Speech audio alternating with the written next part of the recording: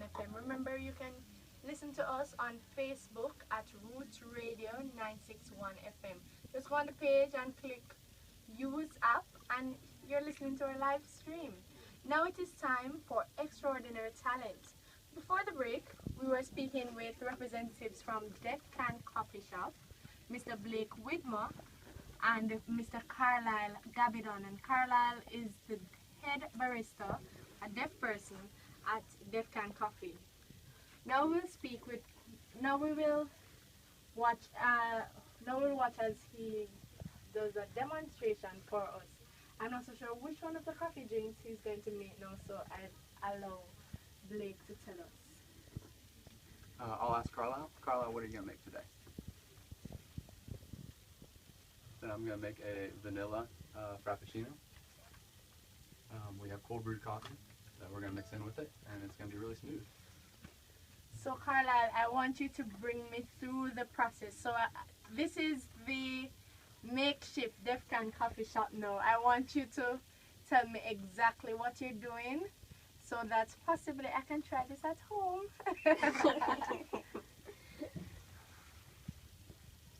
Alright, well first, watch and then you can learn. We're going to measure 1 cup full of ice here to put in. And we're going to measure the proper amount of cold coffee. We're going to put in a few ounces of milk. We're going to put in the vanilla flavoring and a little powder mix, and then blend it up and wait till the texture is right. You don't want it to be too thick and you don't want it to be too smooth. You want the texture to be right. We'll add a little bit of sweet milk to it, and it'll be delicious. And I know the sound for delicious because he rubbed his tongue. Yeah, that's another one of those that's not technically sign language, but it's understood, right? It works.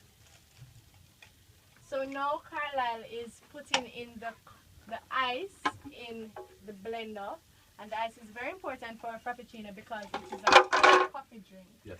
Is Frappuccino a very popular drink at Deaf Can Coffee Shop? Yeah, it's probably our #1 seller. Oh.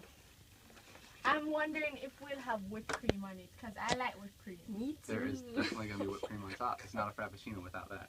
Exactly. So now he's adding the milk I believe. Yes. And you can take over, Blake, and tell me exactly what is happening, because I may not recognize some of these ingredients. Right now, Carlisle's putting in cold brewed coffee, which is different than just coffee that you would brew at home and then put in the fridge. This is actually goes through a different process to brew it, and it's quite smooth. Now we got a little Sweet Betty. Everything in life is better with Sweet Betty. And that's better milk, right? Yes. And this is the This is the vanilla Frappuccino mix. oh, the mix. So you add 1 cup, Mm-hmm. 1 cup Well, of one scoop. one Yep. scoop of French vanilla cappuccino mix. Mm-hmm. And now Carlisle has so he's adding syrup Yep, as vanilla. well, vanilla Yep. syrup. So if you come to the coffee shop, we have an assortment of flavors. You can get caramel, you can get hazelnut, you can get honey. We make if you like coffee, hot coffee, then you gotta try out our honey ginger latte. Stephen McFarland, who's the campus manager at the School for the Deaf, Yes. loves ginger and loves creative things, and so he came up with this honey ginger latte.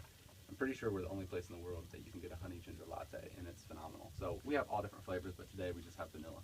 Okay, so now you're going to blend, Now it's right? ready to blend. All right, you'll Carla hear it. asks, "Are you ready?" It's gonna be loud.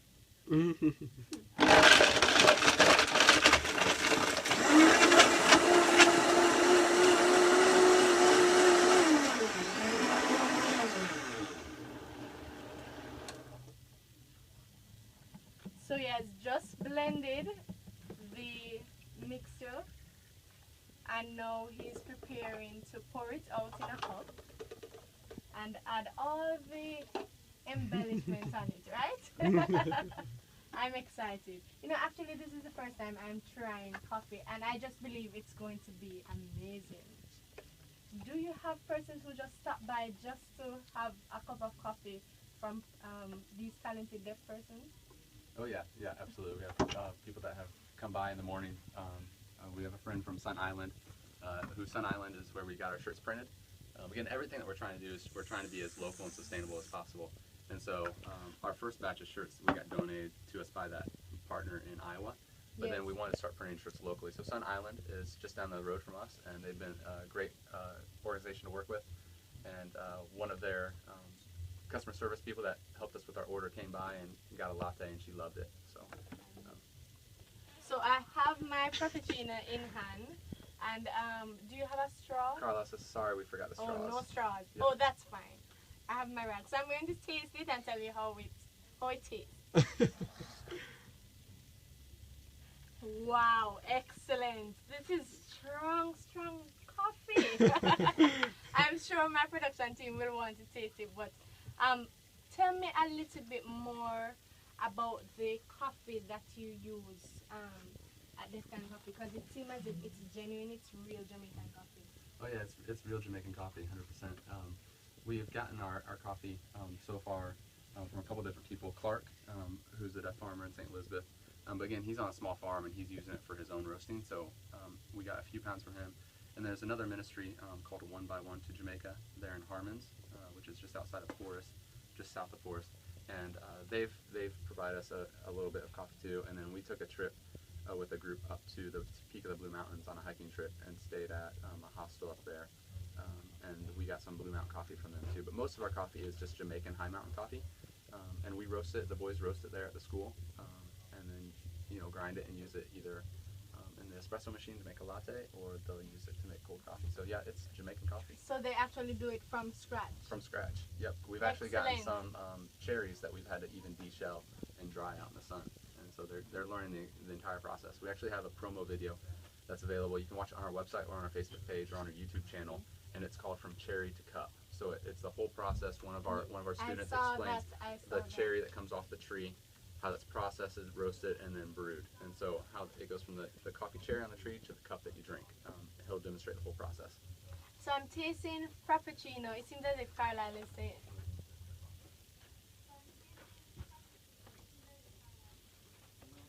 Nope, he's good. He's good? Yep. Okay.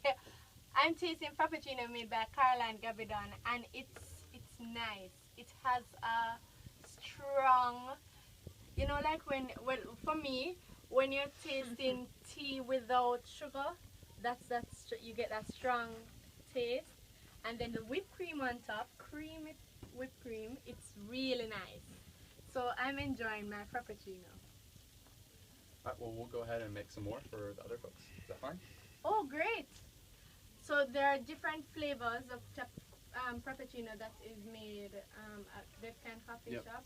Yep. So I'm having vanilla. Your vanilla. But yep. What are the others? There's also mocha, which is chocolate.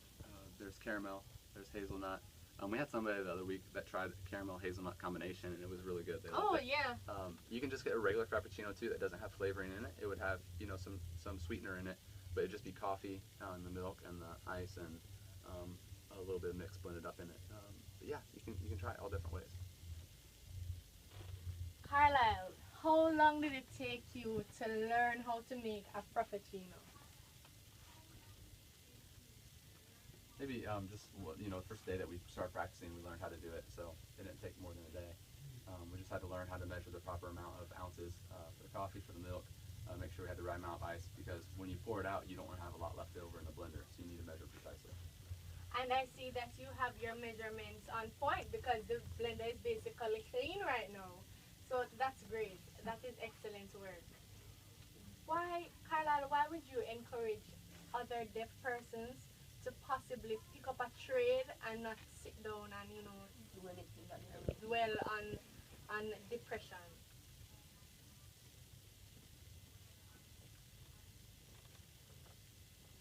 Yeah, that's a great point. Blake and I, we've been talking about it recently.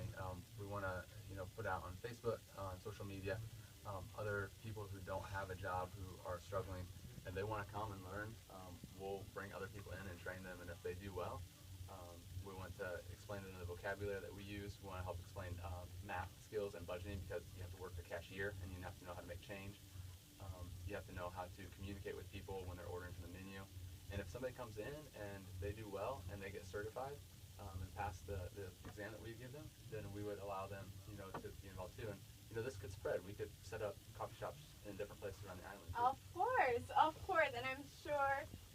many persons in Jamaica would love if this coffee shop would go island wide. Are there any plans, Blake, as the manager of the shop? Are there any plans to extend the business? We're just taking it one step at a time from the very beginning. God has given us conviction that we need to crawl and then walk and then run. Yes. And so right now we're still in the kind of crawling stage. But last week, my wife and I, we have a not-for-profit charity here in Jamaica that we use for our different ministry events. And we made a proposal to CCD that we would actually expand the coffee shop on the campus. So this fall we're going to be starting a building project. So I know somebody from Digicel Foundation had called in. That could be an awesome way maybe that Digicel Foundation could partner with us. And we need things like windows, we need doors, we're going to need to buy tile. And we're gonna work on this building that's not being used right now and convert it to a little bit bigger of an area because we're really in a tight space right now. We want to expand it too. We're gonna try to include baking skills. There's a lot of girls that are interested in doing baking, food prep, to make it really a legitimate cafe. And then yesterday I met with DCFS, that's the Department of Charities and Friendly Societies. Yes. And I talked with them to say, hey, does this coffee shop, what we're trying to do, if this did go public, is this something that's acceptable? And she said, absolutely. So yeah, it's a possibility that it could go into the public space in the future. But right now we're still a baby that's growing. So what I enjoy about this experience is that even if you are, and I would not say limited, but even if you're born without hearing, there is a possibility for you to achieve anything because you're born with, everyone is born with a God-given talent. And that's why we chose to really highlight the talent of Mr. Carlisle Gavidan today, a very excellent barista. Marcia, you would like to add something? I wanted to know, are the students at the school, are they deaf or can some talk or some cannot talk?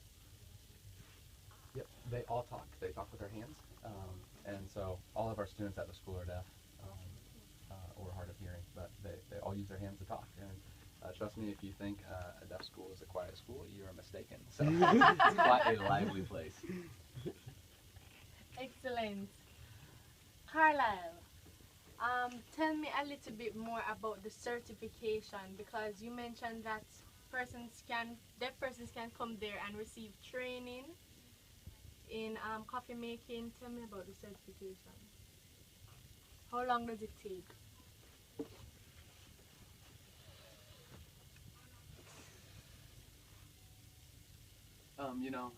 Really in about 2 or 3 days, you could be finished with everything that you need to learn that we're doing right now. But if you're there for a week, you can get really more engaged and kind of get a little bit deeper skill set. But every time you practice, every time you try, you learn. We make mistakes, but it's not about being perfect, it's about getting better. And so we're just continually striving to improve. And then, you kind of develop that sense internally, that sixth sense of your gut feeling about if it looks right, if it feels right. And then once they get that point, we give them a certificate. This Blake, now I'm just going to add a little bit to that. Andy from Sidecar Coffee Shop in Cedar Falls, Iowa, they actually flew down to Jamaica, a group of them, to do hands-on training with us. So we've already had some awesome people that are partnering with us through this process. They came down, did hands-on training, and then they certified the boys that they felt like they were doing good enough at a level 1. We would love to get involved with like Heart in TA and see if this is something that we can establish, something that's systematic, that has a process that can be verified and approved. And then if we're developing skills, it wouldn't be only about working at a coffee shop. They could graduate and then maybe find employment in other places too. People that have come into the coffee shop have just loved the interaction, the experience of being with a deaf person. And I tell you, some of our students just have incredible personalities and charming. And maybe there's a restaurant or a business out there or a hotel. Some hotels have hired deaf people and have had a lot of success with deaf people. But a lot of times employers are just hesitant because they think there's a limiting factor there. But honestly, there are some ways that a deaf person can do things better than what a hearing person can do in a lot of environments. So if we can use this as kind of a springboard to help the boys get integrated into society, it would be awesome. Well, one thing that deaf persons can do a little bit better is make good coffee drinks. And I would like to add that a person with a disability is a person first. So I believe that we should just recognize that they are normal just as us, and they just do things differently. Absolutely. Amen. Could not have said it better myself. Well, we're just out of time, but I want Carlisle to just close with a message, not to only persons with with hearing impairment, or should I just say deaf persons, but also persons with disabilities. What is your message?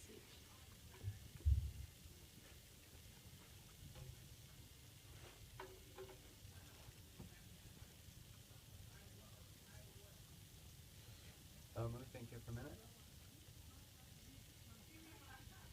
You know, we're all equal, but it's all about how we view each other. Somebody that maybe has a lame hand or can't walk right, you know, how do they get incorporated into the job? You know, there's other ways that they can use things. There's different ways to get a job done. The big thing is giving an invitation to the person to even come in and try. Let the person come in and demonstrate what they can do. Give them a chance. Look at them and treat them fairly. You know, a hearing person maybe would look at a deaf person, and you know, we grow up sometimes as deaf people thinking everybody telling us we can't, but we're like, no, we want to be able to do everything that you do. We want to be able to have our own businesses just like all the hearing people do. If you have the qualifications to do it, then you should be able to get the job, regardless if you're handicapped. You know, we just want to be a good witness to that truth.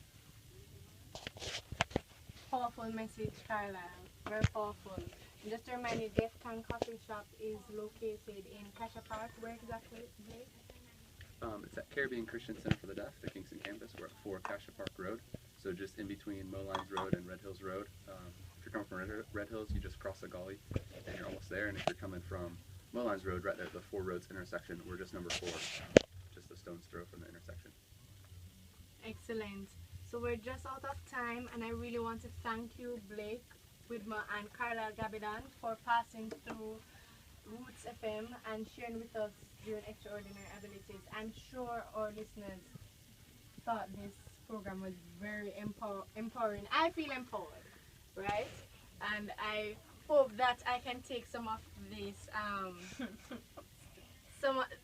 something that I've learned today, and probably try a frappuccino at home. I don't know if I'll be successful, but I'll try. And when the show ends, you can continue making drinks for us. Marcia?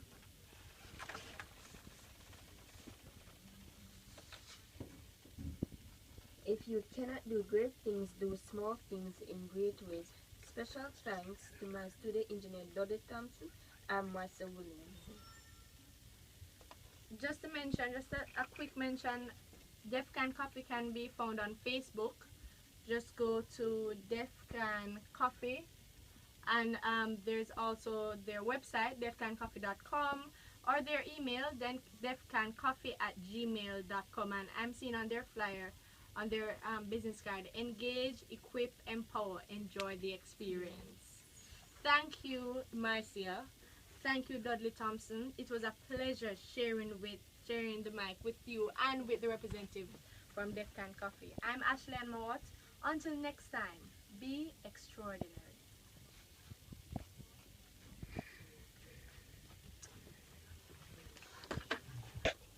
No, they can only make this. Okay, Oh. Carl.